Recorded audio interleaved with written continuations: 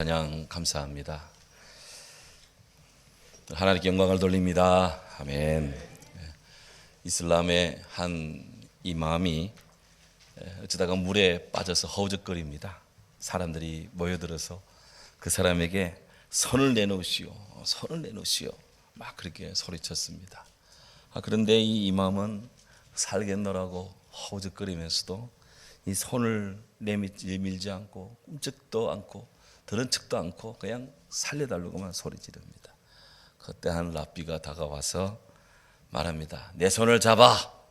그랬더니 그 순간을 기다려다는 듯 이 이마음이 랍비의 손을 탁 잡고 물에서 빠져나왔습니다. 사람들은 영문을 알 수가 없었습니다. 그때 랍비가 말합니다. 저는 이 사람을 잘 알고 있습니다. 그는 구두쇠라 절대로 제 것을 남에게 내놓지 않습니다. 손을 내놓으시오, 손을 내놓으시오 해서는 절대로 손을 뻗지 않습니다. 그러니 내 손을 잡아 하니까 그제서야 지 손을 뻗어가지고 내 손을 잡고 나온 거예요. 에이? 막 웃어야 되는데 이게 지금 그렇습니다. 우리가 구두쇠든 짠돌이든 아니면 선남선녀든 누구든지 간에 진정 살고자 한다면 생명줄, 구원의 줄, 사랑의 줄, 그 줄을 자기와 잘 탄탄하게 묶어서 그렇게 빠르게 위험을 벗어나오고 안전지대로 올라오는 것이 사는 길, 지혜로운 길입니다.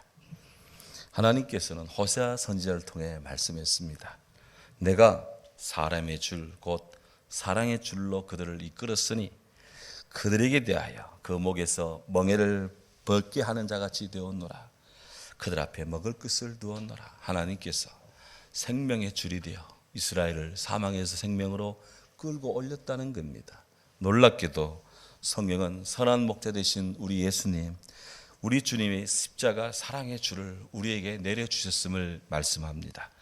예수님 사랑의 줄, 생명의 줄은 누구라도 그 줄을 잡고 그 주의 손을 잡고 그리고 구원받고 행복해지는 진정한 길이다.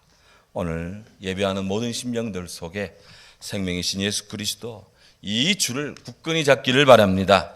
우리가 다른 세상의 줄은 다 잡지 못하고 놓친다 할지라도 예수님 구원의 줄만은 우리가 놓치지 말아야 될 것입니다.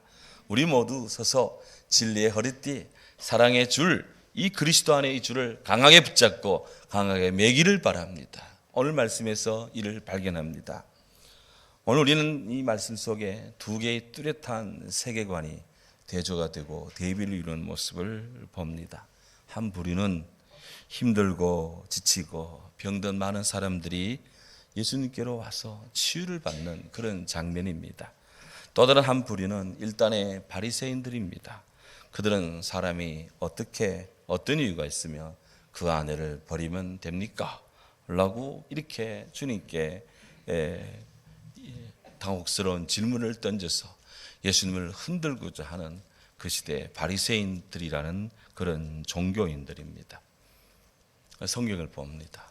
오늘 1절에 보면 예수께서 이 말씀을 마치시고 이렇게 시작이 됩니다.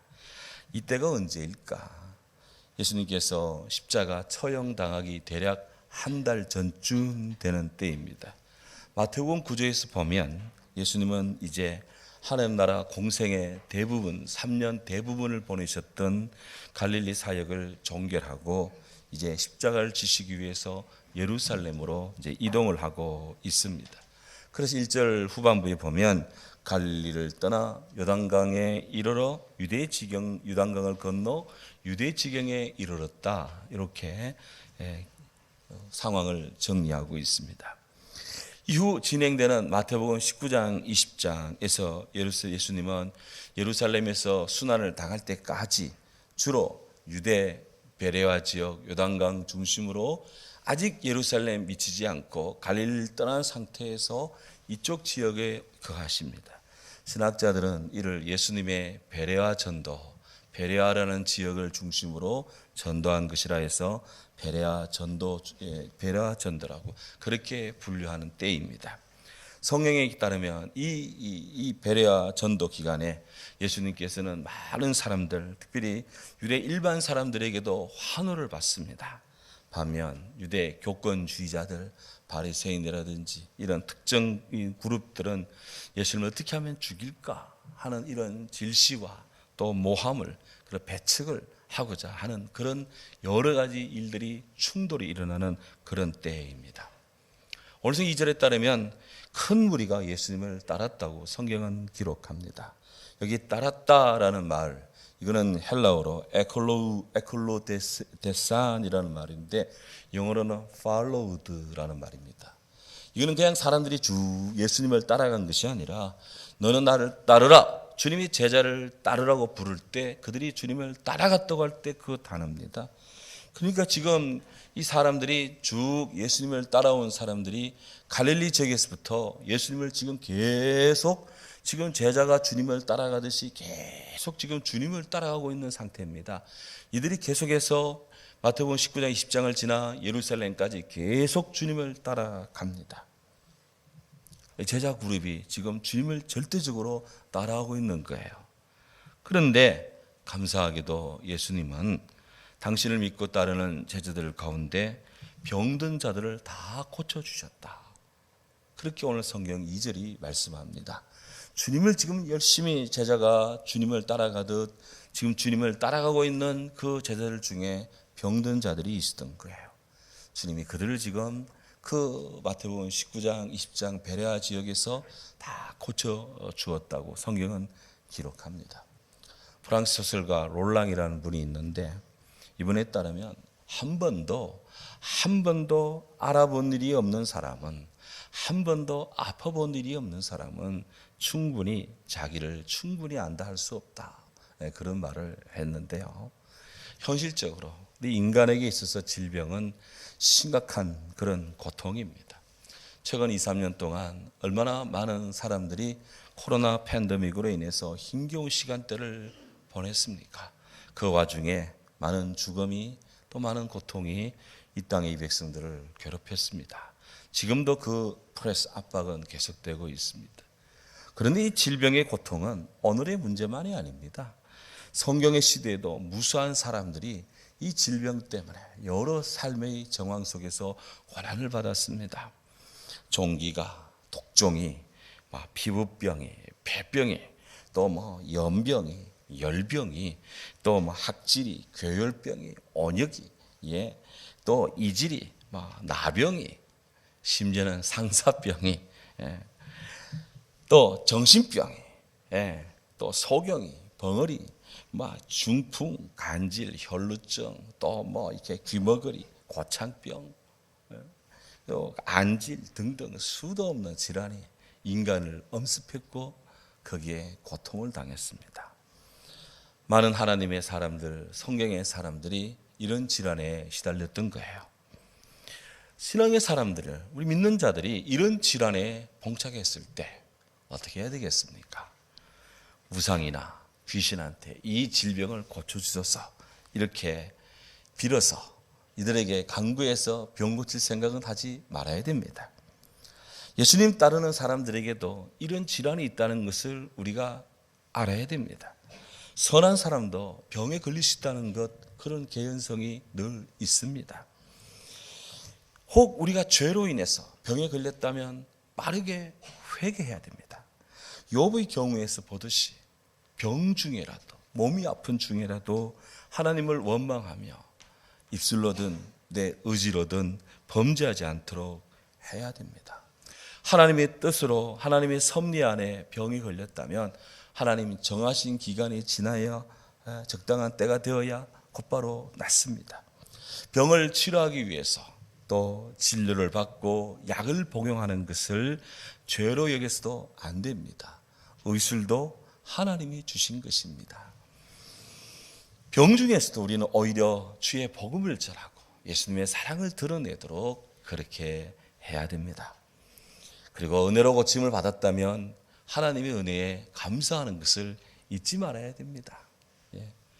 성경에서 예수께로 나온 사람들은 어떤 병에 걸렸든지 다 나음을 받았습니다. 마태복음 8장 16절에 보면 예수께서 말씀으로 귀신을 쫓아내시고 병든 자들을 다 고치셨더라. 다 고치셨더라. 오늘 말씀에도 당신께로 나온 제자들 그룹 중에 당신을 따르는 자들의 병을 다 고쳐 주셨습니다. 이사야는 소백합니다. 우리의 연약함, infirmities, 우리의 연약함을 친히 담당하시고 병을 짊으시었더라. 그가 채찍에 맞음으로 우리가 나음을 입었도다. 그렇습니다. 사랑하는 자여, 내 영혼이 잘된 같이 범사가 잘 되고 강건하기를 원하노라. 우리 주님의 은혜와 사랑이 예수님을 따르는 모든 성도들에게 바로 치유하시는 주의 은혜로 예수님과 우리가 그리스도의 거룩한 사랑의 띠로 잘 묶여서 건강한 영적 성도의 삶을 살기를 주의 이름으로 축원합니다. 그런데 이 3절에 등장하는 바리새인들의 눈빛은 달랐습니다. 마태복음 15장 1절에 따르면 여기 바리새인들은 예루살렘 교권주의자들이 파견한 진상조사단입니다. 누구를 조사하려고? 즉 예수님을 조사하라고 예루살렘의 높은 어른들이 파송을 했습니다. 이 보냄받은 이 바리새인들은 예수님 어디 문제가 없냐? 그의 언설에, 그의 행동에, 그의 어떤 사상에, 그의 어떤 행태에 뭔가 이렇게 오점이 없느냐? 그렇게 해서 이 문제라도 조금이라도 걸리기만 하면 예루살렘 종교 당국에 혹은 로마 당국에 혹은 이 종교적으로 혹은 사법적으로 고소하겠노라. 이것들 건덕지를 찾기 위해서 눈을 버등버등 그리고 있는 그런 자들이었습니다. 오늘 본문에서도 제법 중요한 신학적 논쟁거리인 것처럼 보이는 이혼법을 거론하면서 예수님을 시험하고자 했습니다. 그들은 죽게 나와 이렇게 묻습니다. 사람이 어떤 이유가 있으면 그 아내를 버리는 것이 옳습니까? 이런 질문을 지금 예수님께 던졌습니다. 예수님 당시 이 바리새인들은요, 크게 두 부류가 있었습니다. 한 부류는 힐렐 학파라는 그룹이 있고요, 또 한 부류는 샴마이 학파라는 그룹이 있습니다. 바리새인 내 두 그룹이 있는데, 이 힐렐 학파의 수장 힐렐은 바벨론에서 태어났습니다. 거기서 초등, 중등 교육을 받고 성경을 배우기 위해 예루살렘까지 유학을 왔습니다. 그리고 거기서 그의 사상의 이 틀을 형성을 했습니다. 이 힐렐의 사상은 비교적 좀 자유로운, 그런 개방적인, 진보적 그런 경향을 띠고 있었습니다. 반면에 예루살렘 출신의 이 샴마이 학파, 샴마이라는 랍비를 중심으로 형성된 이 학파는 제법 엄격하고 그리고 매우 근본적이고 그리고 아주 엘리트식이 강한 그런 바리새인들이었습니다. 예수님 당시 이 힐렐 학파와 또 이 샴마이 학파는 이혼이라는 주제를 놓고 그들은 상당히 내적인 대립, 의견의 충돌이 늘 있어 왔습니다. 이혼에 관한 성경의 구약적 근거는 신명기 24장 1절입니다. 사람이 아내를 맞이하여 데려온 후에 그에게 수치되는 일이 있음을 발견하고 그를 기뻐하지 아니하면 이혼 정서를 써서 그의 손에 주고 그를 자기 집에서 내보내라 라는 신명기 24장 1절입니다. 이 말씀에서 문제가 되는 규절은 수치되는 일, 영어로는 something indecent 라는 이 규절이 문제가 됩니다. 샴마이 학파는 이 수치되는 일, 이것을 간음으로 봅니다. 그에 반해 힐렐 학파는 이 수치되는 일을 확대 해석을 합니다. 그래서 실제적인 죄든 아니면 좀 상상 속의 죄든지 간에, 상상 속의 범죄든지 간에 지극히 사소한 잘못을 포함시킨 모든 종류의 이런 문제, 모든 종류의 죄로서 이혼의 사유를 찾습니다. 예를 들면 아내가 차려주는 밥상에 음식이 상했다든지, 이 남편이 자기 아내보다 더 좋아하는 여자가 생겨서 갑자기 그냥 애정이 생기지 않는다든지, 이렇게 해서 합당치 않은 사유로 내가 니하고 못 살겠다라고 이렇게 이혼을 해버리는 이런 황당한 이 말도 안 되는 이런 사유, 이런 처참한 상황도 이 힐렐 학파는 용인을 하고 있었다는 겁니다. 지금 본문에서 사람이 어떤 사유가 있으면 이라고 지금 묻고 있어요. 문자적으로 아무 연구를 물어하고 혹은 어떠한 원인으로 하든지 이렇게 여러 종류의 이 원인이 있을 수 있다는 식의 질문을 제기하는 바리새인들, 아마도 힐렐 학파에 속한 바리새인들이 아니냐 그렇게 추정이 되는데요. 어쨌든 이들은 이혼을 이슈로 예수님의 사상적, 정신적, 영적인 그런 결함을 발견하고 지금 예수님을 그렇게 얽어매려고 올무를 지금 놓고 있습니다.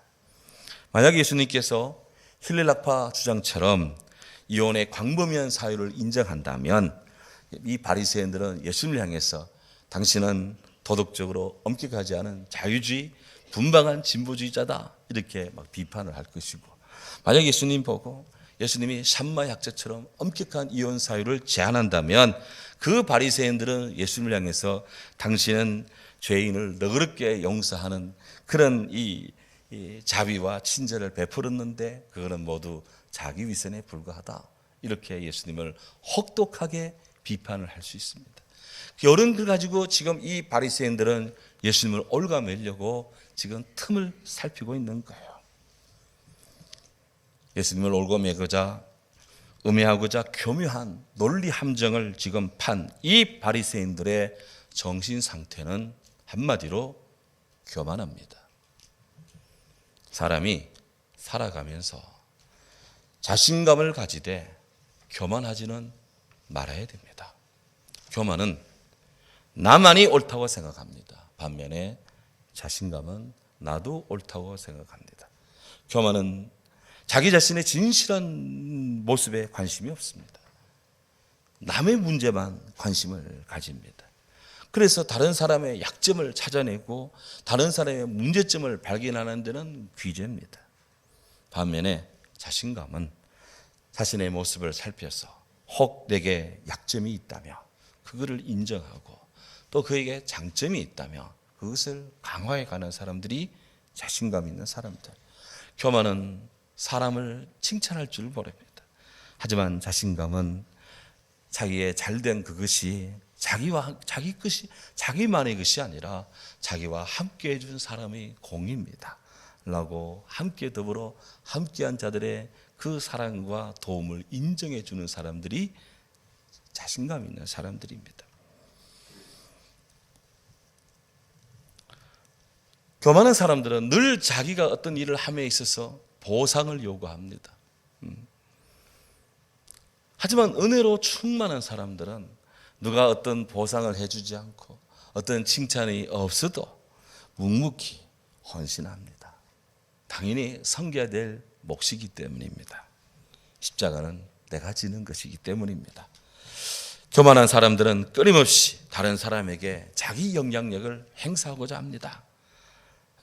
하지만 자신감 있는 사람은 다른 사람의 충고를 깊이 받아들이고 성찰합니다. 그에 반해 교만한 사람은 그 어떤 비평과 비판에도 그는 불편해합니다. 성경은 이 교만한 자의 삶에 대해서 냉철하게 평가합니다. 교만은 패망의 선보, 거만한 마음은 넘어짐의 앞잡이니라. 바리새인들이 교묘하게 규명되는 이 교설에 우리 주님이 어떻게 대응했습니까? 주님 이어지는 말씀, 사람을 지으시니가 본래 그들을 남자와 여자로 지으시고 말씀하시기를 사람이 그 부모를 떠나서 아내에게 합하여 그 둘이 한 몸이 될지어다 하는 말을 니들 읽지 못했느냐? 그런즉 이제 둘이 아니고 한 몸이다. 그러므로 하나님 짝지어 주신 것을 사람이 나누지 못할지니라.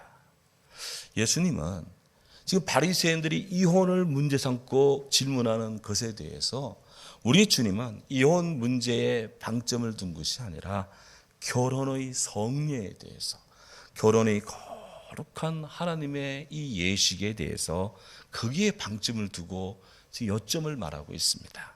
결혼은 하나님께서 주창하신 것이기 때문에 존엄한 것이다.